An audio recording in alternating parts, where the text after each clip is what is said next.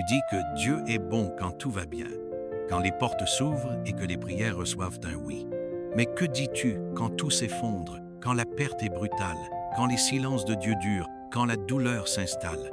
Diras-tu encore, béni soit l'Éternel? C'est dans le manque, dans la perte, dans l'incompréhension que la foi authentique se révèle. Job a tout perdu, mais il a déclaré, l'Éternel a donné, l'Éternel a ôté, que son nom soit béni. Ce n'était pas une formule, c'était une décision, un cri de fidélité dans le chaos. Il ne bénissait pas Dieu pour ses dons, mais pour ce qu'il est. Sa gloire ne dépend pas de nos circonstances. Sa majesté reste entière, même dans nos ruines. Louer Dieu dans la douleur, c'est affirmer qu'il mérite notre voix, même brisée. Ce n'est ni du déni, ni de l'hypocrisie. C'est une foi qui refuse à la souffrance le dernier mot.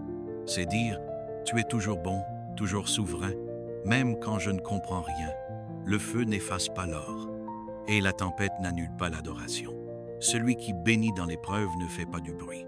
Il fait trembler l'enfer. Car bénir Dieu dans les larmes, c'est prouver qu'on ne l'aime pas pour ce qu'il donne, mais pour qui il est. C'est l'acte le plus pur, le plus puissant, celui que le ciel remarque. L'adoration dans la douleur ne cherche rien, n'exige rien. Elle donne.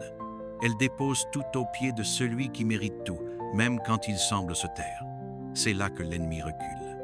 Là que Dieu se lève.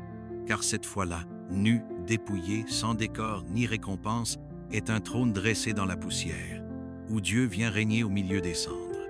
Et quand tout s'efface, il reste une voix, la tienne, debout dans la nuit, qui murmure encore, « Tu es digne ». Souhaites-tu que je passe maintenant au titre, description, hashtags ou au prompt d'image vidéo 6, 9 pour Sora Kling?